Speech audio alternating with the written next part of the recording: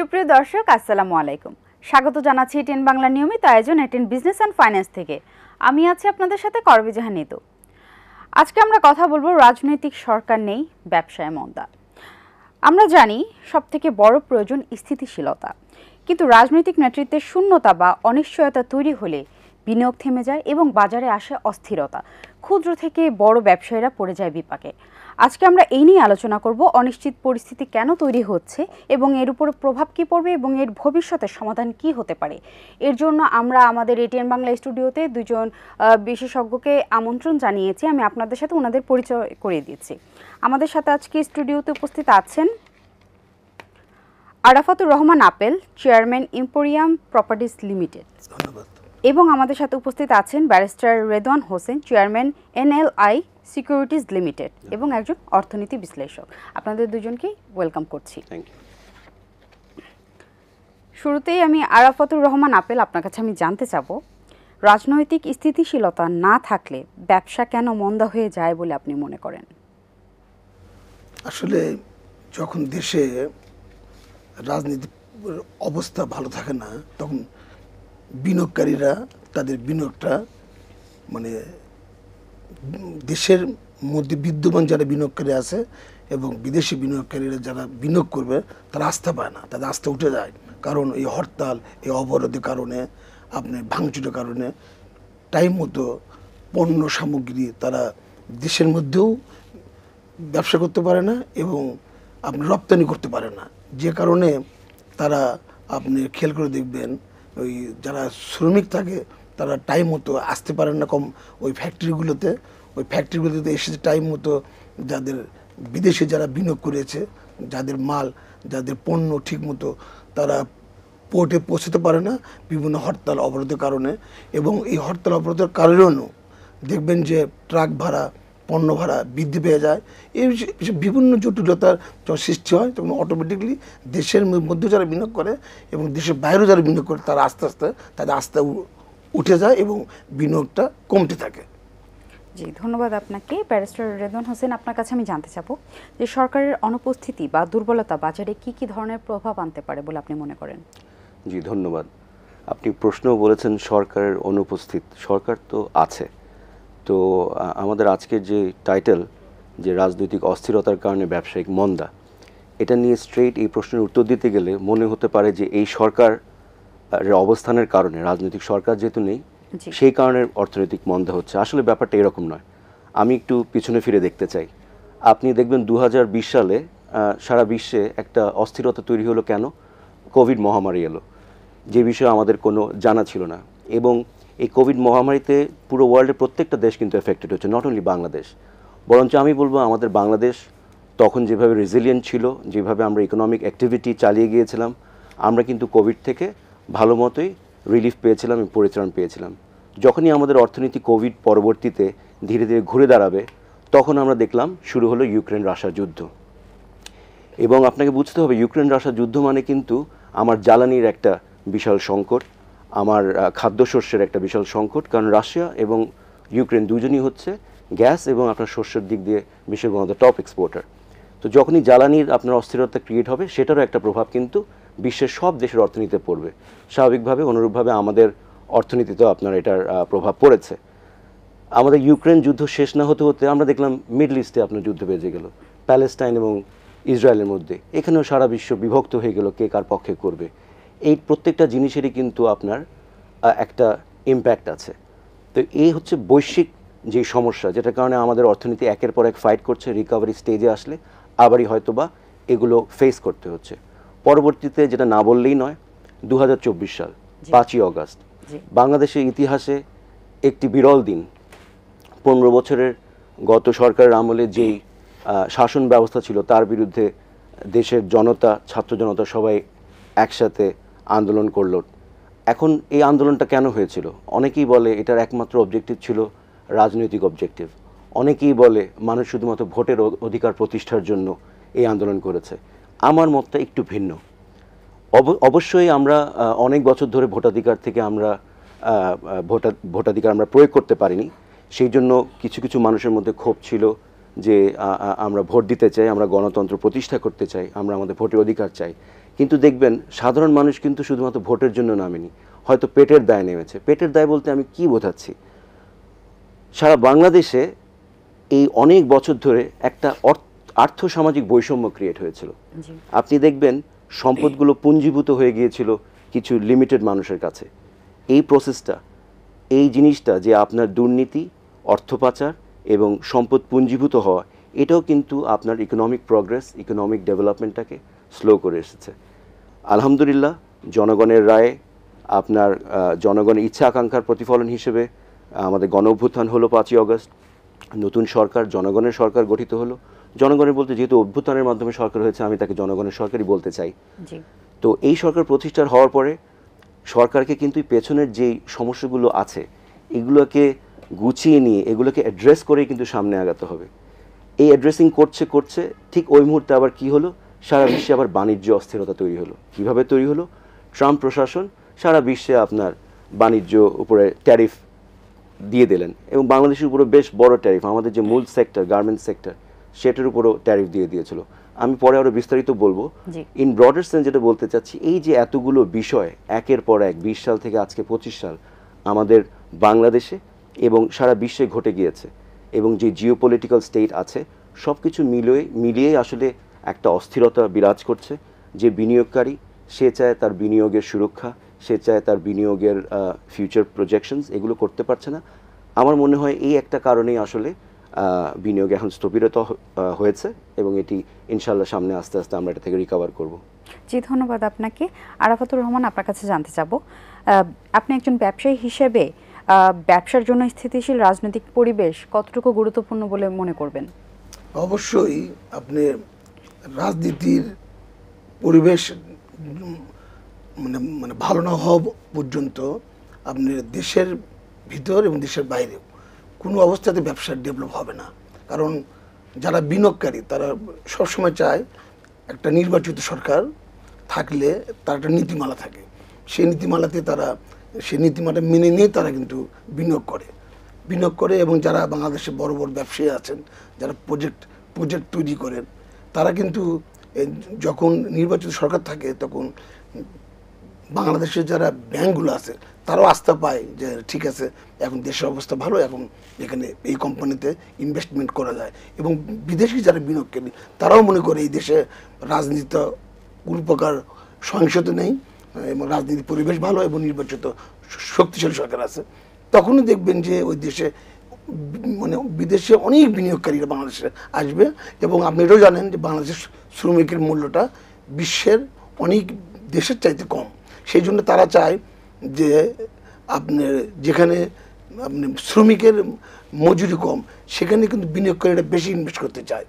যার প্রমাণ আপনি ইতিমধ্যে দেখেছেন, ভিয়েতনাম একটু অল্প সময়ের মধ্যে বিশ্বের একটা উন্নতশালী দেশের মধ্যে তাদের নাম চলে আসছে, ডিউ টু তাদের শ্রমিকের মূল্য কম দেখে, এবং দেশে স্থিরতা আছে এবং একটা নির্বাচিত সরকার থাকার কারণে বিভিন্ন দেশ ওই দেশে যে ফ্যাক্টরি প্রজেক্ট তৈরি করে আজকে দেখেন ভিয়েতনাম একটা অর্থনৈতিক অবস্থায় বেশ ভালোভাবে এগিয়ে গেছে। ঠিক আমাদের দেশেও তাই। আমাদের দেশে যখন নির্বাচিত সরকার আসবে তখন বিদেশি বিনিয়োগকারীরা আসবে এবং তারা ইনভেস্টমেন্ট করবে। বাংলাদেশের মধ্যে যারা বিনিয়োগকারী আছে তারাও ইনভেস্ট করবে এবং ব্যাংকগুলো ইনভেস্ট করবে, যার প্রেক্ষিতে আমাদের বাংলাদেশ দেখবেন যে রপ্তানির দিক থেকে তো আগে যাবে। এবং আপনি জানেন যে পৃথিবীর মধ্যে গার্মেন্টস সেক্টরে কয়েকটা দেশের মধ্যে আমাদের বাংলাদেশেও একটা জায়গাটা অংশ করে নিয়েছিল, কিন্তু এই সহিংসতার কারণে, দেশে রাজনীতি অস্থিরতার কারণে আস্তে আস্তে গার্মেন্টস সেক্টর কিন্তু ধ্বংসের দিকে যাচ্ছে। জি, ধন্যবাদ আপনাকে।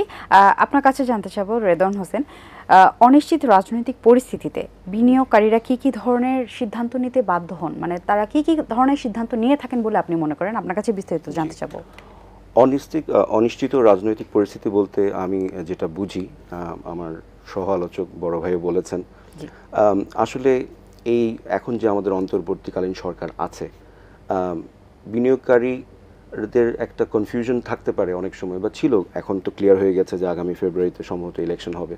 একটা বিনিয়োগকারীদের মধ্যে একটা কনফিউশন ছিল যে আসলে এই সরকারের মেয়াদ কতটুকু, কারণ বিনিয়োগ অর্থাৎ এটা তো টাকা, আমার টাকা হোক, আমি ব্যাংকের লোন নিয়ে হোক অথবা বিদেশ থেকে বিনিয়োগ হোক, সে তো তার বিনিয়োগের সিকিউরিটি চাইবে। তো বিনিয়োগের সিকিউরিটি আসলে কয়েকভাবে আসে। প্রথমত হচ্ছে আমাদের যে পলিসি ফ্রেমওয়ার্ক হচ্ছে তার স্টেবিলিটি থাকতে হবে।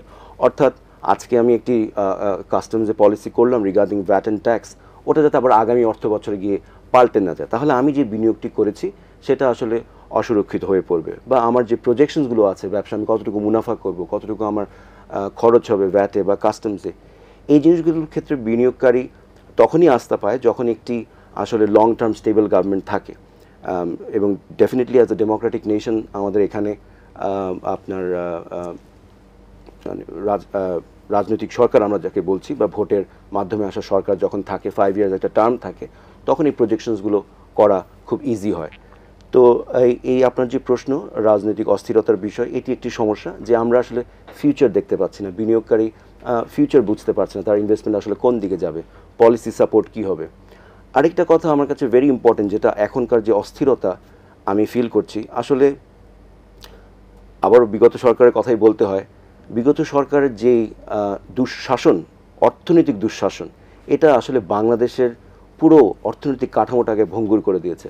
আপনি দেখেছেন আমাদের সম্মানিত বাংলাদেশ ব্যাংকের গভর্নর মহোদয়, আমাদের উপদেষ্টা, বাণিজ্য উপদেষ্টা এবং আমাদের অর্থ উপদেষ্টা, তারা কিন্তু দিনরাত পরিশ্রম করে যাচ্ছে। কী জন্য ওনাদের এই এক্সট্রা এফর্টটা দিতে হচ্ছে? কেন ওনারা সংস্কারের কথা বলছেন? কারণ দেশের এই অর্থনৈতিক system, specially banking and finance, completely ধ্বংস হয়ে গেছে। আপনি দেখুন, আপনি আমার মনে হয় না বিশ্বের কোথাও দেখবেন যে আপনার একটা ব্যাংকের মালিকপক্ষ বা আপনার যারা ব্যাংকে বোর্ডে আছে তারা সেই ব্যাংকে ঋণের মাধ্যমে টাকা উত্তোলন করে বিদেশে নিয়ে গিয়েছে। আমি একটা রিপোর্টে পড়ছিলাম বাংলাদেশ ব্যাংকের, ওখানে বলা হয়েছে 11টি ইনফ্লুয়েন্সিয়াল পরিবার আপনার অলমোস্ট $25 বিলিয়ন তারা পাচার করে নিয়ে গেছে, which means almost 3 lakh crore টাকা। তারপরে আপনার কদিন আগে পড়লাম BFIU, Bangladesh financial intelligence unit যেটা আছে, তারা আপনার 14,000 না 15,000 কোটি টাকা ডিসেম্বর পর্যন্ত জব্দ করেছে যারা দুর্নীতির সাথে জড়িত। তাহলে আপনি দেখুন এক্স্যাক্টলি অনেক বড় বড় অ্যামাউন্ট, শুনতে আসলে বলে ফেলেছি একবারে, কিন্তু আপনি যখন নাম্বারস দিয়ে জিরো পুট করবেন দেখবেন অসংখ্য জিরো। এটা একটা আমাদের অলমোস্ট বাজেটের হাফ, 3 লক্ষ কোটি টাকা। তাহলে আপনার দেখতে হবে যে এই যে ঘটনাগুলো ঘটে গিয়েছে, তাহলে এই বিষয়ে আপনাকে স্টেপস নিতে হবে যাতে এর পুনরাবৃত্তি না হয়। এখন যদি আপনার এগুলোকে রেকটিফাই না করে, কারেকশন না করে আমরা আবার একই মডেলেই চলি, তাহলে তো আসলে অর্থনীতি উপর দিয়ে হয়তো বা আপনি কি বলবো মেকআপ করে শো করতে পারবেন, যেটা আমরা অনেক বছর দেখেছি, খালি উন্নয়ন আর উন্নয়ন, ওটা হবে, কিন্তু ভেতরে ভেতরে কিন্তু অর্থনীতি ভঙ্গুর থেকে যাবে। তো আমার মনে হয় আসলে এইসব বিষয়ে স্ট্রং পলিসি সাপোর্ট নেওয়া উচিত।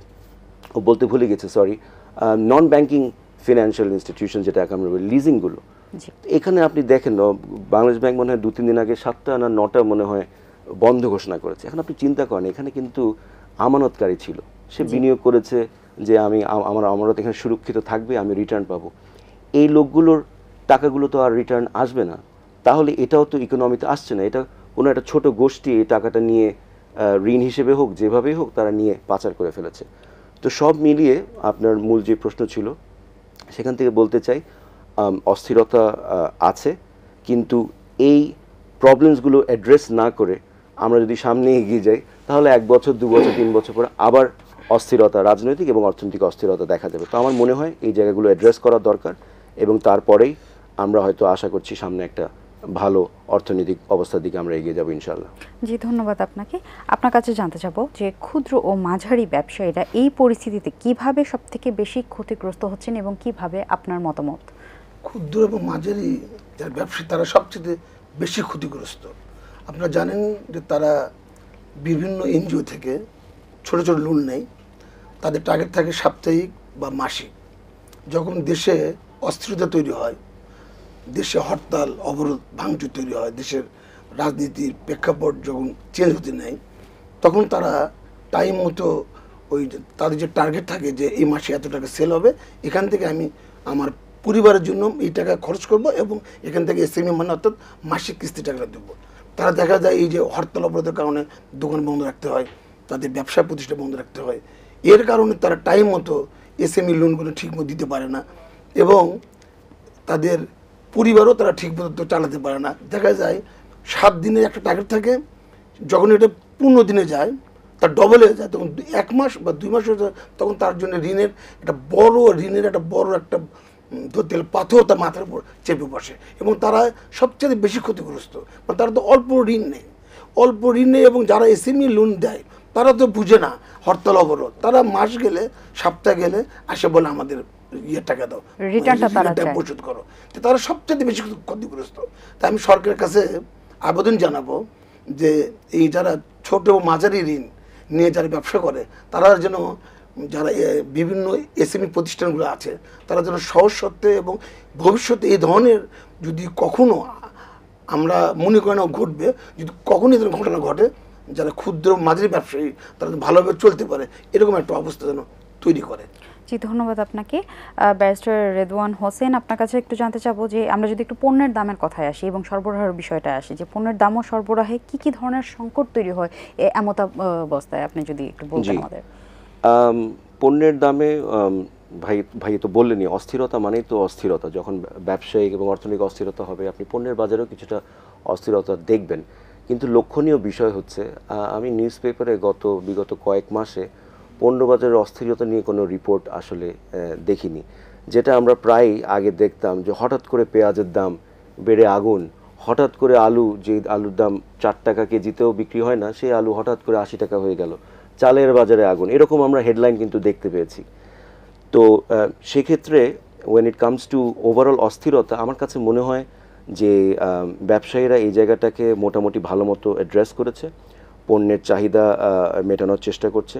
এই জায়গায় একটা জিনিস নোট করা ইম্পর্টেন্ট, সেটা হচ্ছে আপনার আমাদের মূল্যস্ফীতি। আমরা বলছি যে মূল্যস্ফীতি বেশ অনেক চড়া মূল্যস্ফীতি, এটা গত 5 বছর ধরে কিন্তু এই মূল্যস্ফীতি প্রতি মাসে আমরা দেখতে পাচ্ছি হচ্ছে, যেটার এফেক্টটা আপনার আমার জীবনযাত্রার উপর এসে পড়ছে। পণ্যের বাজারের কারণেই তো মূল্যস্ফীতিটা আমরা সবচেয়ে বেশি ফিল করি। এক্ষেত্রে বিগত 9 মাসে আমি যেটা স্ট্যাটিস্টিক্স দেখলাম, সে অনুযায়ী আপনার মূল্যস্ফীতি, ওভারঅল যে মূল্যস্ফীতি আছে সেটা কমে এসেছে। কিন্তু লক্ষণীয় বিষয় হচ্ছে চাল, তেল এবং ডাল, যেটা আসলে নিম্নবিত্ত এবং মধ্যবিত্ত এবং ইনফ্যাক্ট আপনার আমারও সবার জন্য এটা হচ্ছে নেসেসিটি, এই জায়গায় এখনও মূল্যস্ফীতিটা আপনার একটু বেশি আছে। ওভারঅল আমাদের মূল্যস্ফীতি গত অর্থ বছরে ছিল 10.03%। তো আমার মনে হচ্ছে এই মূল্যস্ফীতি কন্ট্রোল করার জন্য এই সরকার বেশ কিছু পদক্ষেপ নিয়েছে। যেমন ওনারা ইন্টারেস্ট রেট এবং আপনার ট্রেজারি বন্ডেরও ইন্টারেস্ট বাড়িয়েছে, ওনারা ব্যাংকের ইন্টারেস্ট রেট বাড়িয়েছে। তো এখানে একটা রেসিপ্রোকাল জিনিস কাজ করে, যে ব্যাংকের ইন্টারেস্ট রেট যখন বাড়িয়েছে, ডিপোজিট রেট, তখন আপনার কিন্তু লোন বা লেন্ডিং রেটটা কমে যায়। তখন আসলে আমরা যারা প্রাইভেট সেক্টর ব্যবসায়ী আছেন, আমাদের কিন্তু আপনার বিনিয়োগটা সংকুচিত হয়ে আসে, কারণ আমি এত হাই কস্ট অফ ফান্ডে আমি ইম্পোর্ট করব না অথবা ব্যবসা করব না। ওই কারণে কিন্তু একটা হয়তো বা ইম্পোর্টের ক্ষেত্রে কিছুটা কম ইম্পোর্ট হবে বা রেস্ট্রিক্টেড ইম্পোর্ট হবে, বাট এই অবজেক্টিভটা নেওয়াই হয় সো দ্যাট আমাদের ব্যয় কমে আসে এবং আমাদের ইনফ্লেশনটা যাতে কন্ট্রোল করা যায়। তো আমি দেখেছি যে গত জুন মাসে মূল্যস্ফীতি ছিল 8.3% মতো, সম্ভবত এটি গত 5 বছরের সর্বনিম্ন। তো 5 বছর না, গত 27 মাসের সর্বনিম্ন। তো এটা যদি হয় তাহলে আমরা গুড প্রোগ্রেসের দিকে আছি। অস্থিরতার কথা যেটা বলছেন, আমার মনে হয় যে অতটা ইম্প্যাক্ট পড়েনি বিগত কিছু মাসে, এবং আগামীতে যদি জাতীয় নির্বাচন অনুষ্ঠিত হয়, নির্বাচিত রাজনৈতিক সরকার আসে, এবং আমি বিশ্বাস করি যদি আমরা ব্যবসায়ী যারা আছেন তারা যদি নৈতিকতার সাথে ব্যবসা করেন এবং জনগণের এই নিত্য প্রয়োজনীয় মূল্যের দাম যদি তারা অতিরিক্ত মুনাফা না করতে চান, তাহলে যেভাবে বাংলাদেশ ব্যাংক যে স্টেপসগুলো নিচ্ছে মূল্যস্ফীতি কমিয়ে আনার জন্য, এবং ব্যাংক ইন্টারেস্ট কমে আসছে, ইভেন ট্রেজারি বিলের রেটও আমি দেখলাম গত মাসে কমে এসেছে, এগুলো কিন্তু ইন্ডিকেশনস যে আপনার সামনে বিনিয়োগ বাড়বে। যখনই আপনার ডিপোজিট রেট এবং ট্রেজারি বন্ডের রেট কমে যায়, তখনই কিন্তু ধীরে ধীরে বিনিয়োগকারীরা ওই দিক থেকে ডিপোজিট থেকে সরে এসে বিনিয়োগের প্রতি আগ্রহী হয়। তো আই এম ভেরি পজিটিভ যে অস্থিরতাটা আছে, আমরা হয়তো অস্থিরতার শেষের দিকে আছি।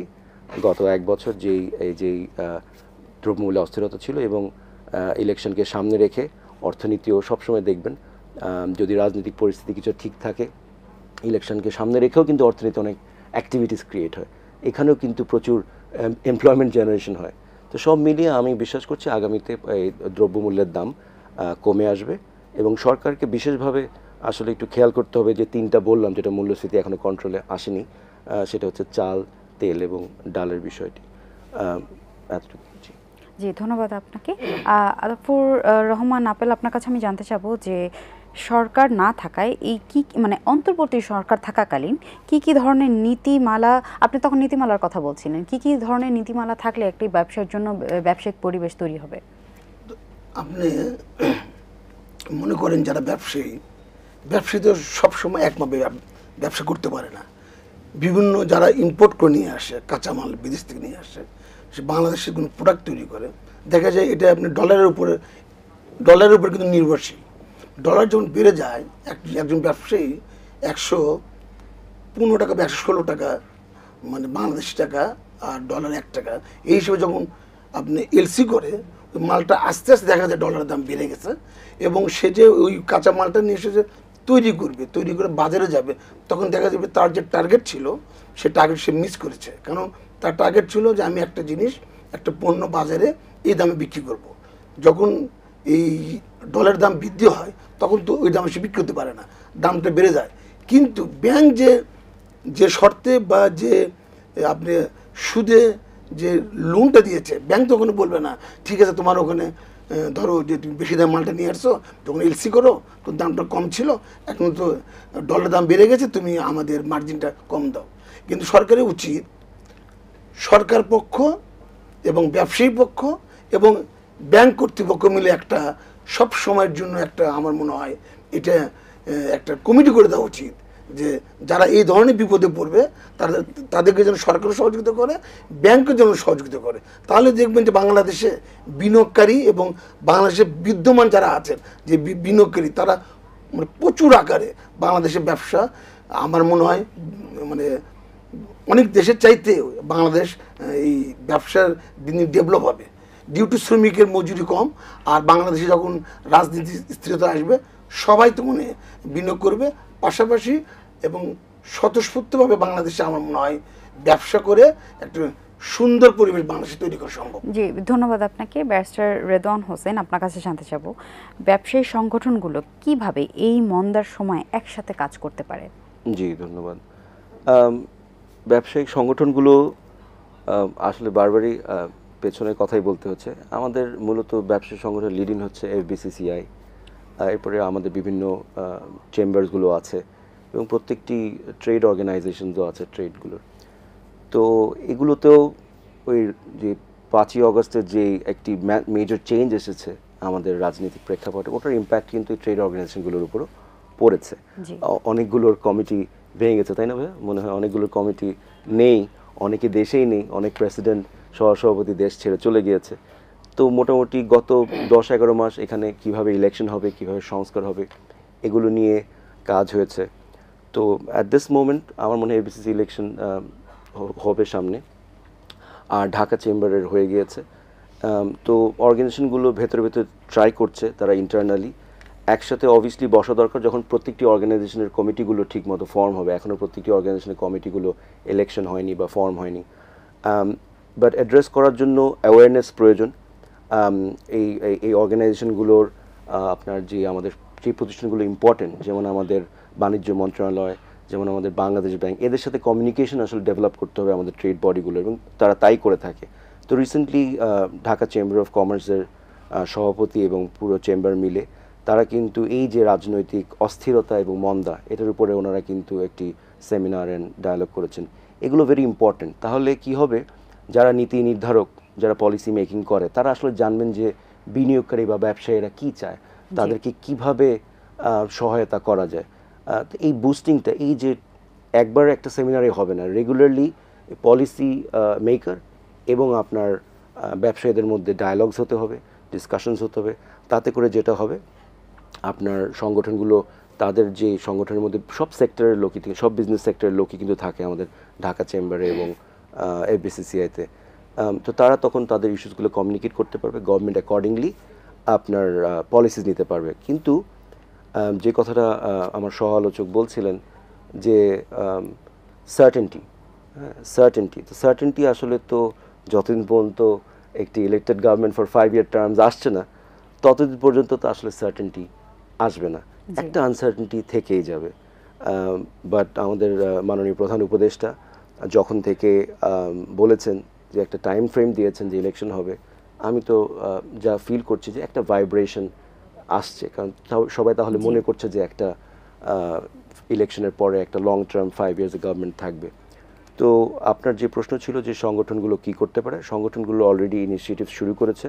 বাকি সংগঠনগুলো কমিটি ফর্ম হলে আমি শিওর তারা আগেও যে কাজ করে এসেছে দলবদ্ধভাবে সরকারের কাছে তাদের প্রয়োজনগুলো, তারা কি পলিসি চায় বা কিভাবে সরকার পলিসি তাদেরকে অ্যাসিস্ট করতে পারে, এই বিষয়গুলো এর সাথে আমি একটু যুক্ত করতে চাচ্ছি যে দীর্ঘমেয়াদী ব্যবসায়ী স্থিতিশীলতা আনতে আমাদের কি কি ধরনের রাজনৈতিক সংস্কার প্রয়োজন বলে আপনি মনে করেন? যেটা বলছিলাম, রাজনীতি এবং অর্থনীতি দে কমপ্লিমেন্ট ইচ আদার, একটার সাথে একটা ভেরি হিউজলি কানেক্টেড, যে কারণে আজকের অনুষ্ঠানের টাইটেল আপনারা দিয়েছেন রাজনৈতিক অস্থিরতা এবং অর্থনৈতিক প্রেক্ষাপট। তো রাজনৈতিক পলিসি বলতে আপনি খেয়াল করবেন, এবং ভাইয়া বেশ কিছু পলিসির কথা বলেছেন। আমি যদি দেখি গভর্নমেন্টের এখন যে ওভারঅল স্পেন্ডিং, গভর্নমেন্ট যেই ওটা কমিয়ে এনেছে, এটা একটা সংস্কারের অংশ, যে কারণে কিন্তু সংকুচিত হয়ে আসছে গভর্নমেন্টের ব্যয়, কিন্তু সংকুচিত।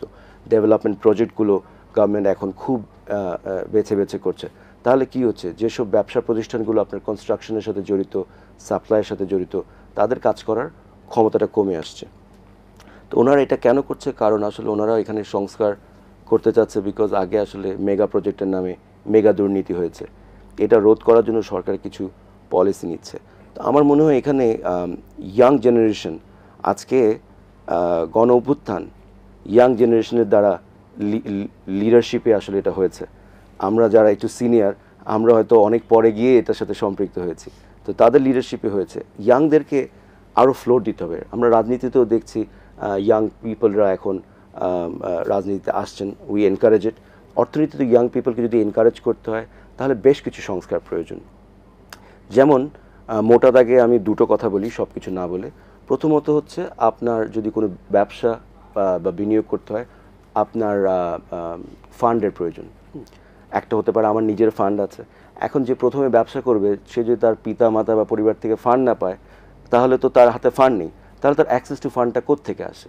দুটোভাবে আসতে পারে। যেটা বাংলাদেশে নতুন করে চালু হয়েছে, সেটা হচ্ছে এঞ্জেল ইনভেস্টর অথবা ক্রাউড ফান্ডিংয়ের মাধ্যমে তারা ইনভেস্টমেন্ট নিয়ে কোনো একটা আইডিয়া পিচ করে তারা ফান্ড জোগাড় করে। এবং আলহামদুলিল্লাহ আমাদের বাংলাদেশের অনেক ইয়াং ছেলেরা ভেরি সাকসেসফুল কোম্পানিজ এভাবে রান করছে। এই ক্ষেত্রে গভর্নমেন্ট কিছু সহায়তা, কিছু ফ্রেমওয়ার্ক চেঞ্জ করলে আরও বেশি ছেলেপেলে আপনার উদ্বুদ্ধ হবে এই সেক্টরে এগিয়ে আসার জন্য। আমাদের এখানে we have brilliant minds all over the country, আলহামদুলিল্লাহ আমাদের such a huge workforce population আছে। সেকেন্ড যেটা ইস্যু বিনিয়োগের, সেটা হচ্ছে সে তার ফান্ড জোগাড় করতে পারে ব্যাংকিং মাধ্যমে। দুঃখজনক হলেও সত্যি যে ব্যাংক তো তার সেফটির জন্য একজন স্ট্যাবলিশ বিনিয়োগকারীর পেছনেই ইনভেস্ট করতে চান, যার বিজনেস ব্যাকগ্রাউন্ড আছে, যার বিজনেস হিস্ট্রি আছে। তাহলে যে নতুন উদ্যোক্তা, তার যে নতুন উদ্যোগ, তার যে স্পৃহা, সে তো প্রথমে তাহলে ভাটা পড়ে গেল। এই ক্ষেত্রে গভর্নমেন্ট, আমি রিসেন্টলি দেখেছি কিছু ইনিশিয়েটিভ নিয়েছে, বাট আরও বড় আকারে ইনিশিয়েটিভ নিতে হবে। কিছু রেগুলেশন বা আইন যেভাবেই হোক, কিছু সংস্কারের প্রয়োজন আছে, যেটার মাধ্যমে access to fund of bank easy করতে হবে ইয়াং এন্টারপ্রেনারদের জন্য। সেক্ষেত্রে এই যে মর্গেজ বা কোল্যাটারাল বা মর্গেজ কিন্তু কখনোই কোনো ব্যবসার সিকিউরিটি বলে আমি মনে করি না। যদি আপনার একটা ব্যবসা ফেলই করে, তাহলে ব্যাংক সেই কোল্যাটারাল অথবা মর্গেজ প্রপার্টি সেল করা, তো এটা আসলে ব্যাংকের কাজ নয়। ব্যাংকের কাজ হচ্ছে একজন ভালো ব্যবসায়ীকে চিনতে পারা, তাকে অ্যাসেস করা এবং সেই অনুযায়ী তার পেছনে ইনভেস্ট করা। তাহলে ব্যাংকেরও মুনাফা হবে এবং আপনার যে গ্রাহক টাকা নিয়েছে তারও মুনাফা হবে। এই ক্ষেত্রে আমার মনে হয় বাংলাদেশ ব্যাংক এবং প্রাইভেট সেক্টর ব্যাংক সবাই মিলে এখানে কিছু অ্যামেন্ডমেন্ট করে ইয়াং এন্টারপ্রেনারদেরকে এনকারেজ করার জন্য কাজ করতে পারে। এটা গেল আমার একটা পয়েন্ট। দ্বিতীয় পয়েন্টটাও বলা খুব জরুরি। আমাদের যেই সেক্টর থেকে সবচেয়ে বেশি অর্থের এলোমেলো হয়েছে, একটা তো ব্যাংকিং সেক্টর হয়েছে, আপনারা সবাই পেপারে দেখেছেন, লক্ষ লক্ষ কোটি টাকার ঋণ কিছু পরিবার নিয়ে গেছে, যেখানে অনেক মানুষ ঋণই পায় না। ভাইয়া ক্ষুদ্র ঋণ নেওয়াদের কথা বললো, তারাও পাচ্ছিল না। সেকেন্ড যে সেক্টর থেকে হয়েছে সেটা হচ্ছে আমাদের মেগা প্রজেক্টস বা অন্যান্য প্রজেক্টসগুলো। আমরা দেখেছিলাম মনে হয় বালিশের দাম 30,000, আপনার এরকম আরও কিছু বালিশ কাণ্ড থেকে শুরু করে হেডলাইন প্রতিদিন খুললে দেখা যেত কোনো না কোনো কাণ্ড ঘটেই যাচ্ছে, মনেও নেই কারণ এতগুলো কাণ্ড ঘটেছে। তো এই জায়গায় কিভাবে সংস্কার সম্ভব, এই জায়গাও আপনাকে ইয়াং অনেস্ট যারা এগুতে চায়, যাদের এই দেশের প্রতি ভালোবাসা আছে, যারা আপনার টাকাটা এখান থেকে রুজি করে 100 টাকা রুজি করে 90 টাকা দুবাই লন্ডন কানাডা নিয়ে যাবে না, এইরকম লোকগুলোকে আমার খুঁজে বের করতে হবে। দিন শেষে দেশটা আমার, দেশটা আপনার, দেশটা আমাদের, সবার যদি টার্গেট থাকে বিদেশে নিয়ে যাওয়ার তাহলে হবে না। তো সেই ক্ষেত্রে সংস্কারটা কি প্রয়োজন, আমি দেখেছি গভর্নমেন্টের যে পাবলিক প্রকিউরমেন্ট যে রেগুলেশনস আছে, রেগুলেশনগুলোতে আপনি দেখবেন গভর্নমেন্ট যখন কোনো কিছু প্রকিউর করে, স্বাভাবিকভাবে গভর্নমেন্ট একজন এক্সপিরিয়েন্স লোককে চায়, সেখানে বলে দেয় তার 3 বছরের অভিজ্ঞতা লাগবে, তার 5 বছরের অভিজ্ঞতা লাগবে, সে এই কাজ, ধরেন আপনার একটা একতলা বিল্ডিংয়ের কাজ হবে, তো বলে দিচ্ছে তার আগে একতলা অথবা দোতলা বিল্ডিংয়ের অভিজ্ঞতা থাকতে হবে। তো যে ছেলেটা নতুন করে এই ব্যবসা আসতেছে, তার হয়তো সেই ইচ্ছা আছে, তার হয়তো অনেস্টিও আছে, সে নিজেও কিছু আয় করতে চায় এবং দেশের জন্য কাজটা করতে চায়, তাহলে তার তো একটা ব্যারিয়ার, এই ব্যারিয়ার থাকলে তো আপনি আসলে ইয়াং ফ্রেশ অন্টারপ্রেনারকে আপনি অ্যাক্সেস দিতে পারছেন না। তো গভর্নমেন্টের যে রেগুলেশন আছে ওখানে আবার এটাও বলা থাকে অনেক সময় গত 3 বছর তোমার এত কোটি টাকার টার্নওভার থাকতে হবে, গত 5 বছর এত কোটি টাকার টার্নওভার থাকতে হবে, এগুলো কিন্তু আসলে ব্যারিয়ার্স। এগুলো যদি অ্যামেন্ডমেন্ট করা হয় তাহলে ভালো ভালো ভালো খারাপ মিলিয়েই আসবে, বা আমি বলছি নতুন উদ্যোক্তা এই সেক্টরে আসবে, তারা ব্যবসা করতে চাইবে সরকারের সাথে এবং কম্পিটিশনটাও বাড়বে।